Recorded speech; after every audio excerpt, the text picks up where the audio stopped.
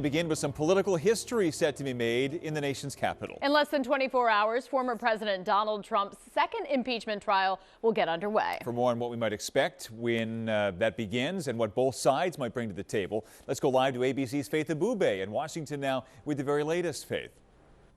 Hey, good evening to you, Brian and Sarah. Now, details about how this impeachment trial will play out are still trickling in, but what we do know is the trial will begin in earnest tomorrow. However, the opening arguments won't start till Wednesday.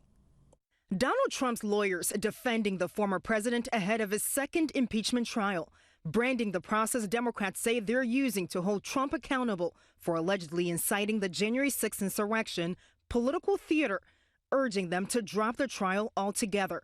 One of Trump's defense attorneys on Fox News. When you have the president of the United States give a speech and says you should peacefully make your thinking known to the people in Congress, he's all of a sudden a villain. But Democrats say there was nothing peaceful about Trump's rally held the same day as the Electoral College win for Joe Biden was being confirmed. Trump telling his supporters to fight to save their country and to march on the Capitol.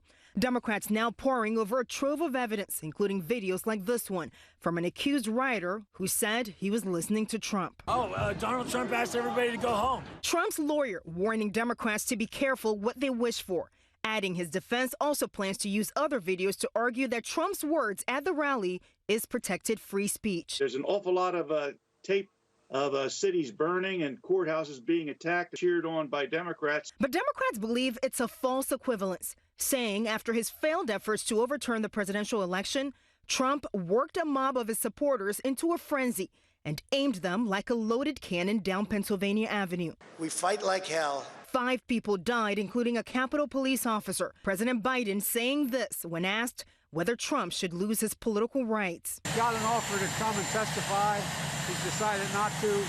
We'll let the Senate work that out. But most Senate Republicans insist even holding an impeachment trial for a former president is unconstitutional. When something as horrible, as dastardly that happened on January 6th occurs, you cannot sweep it under the rug.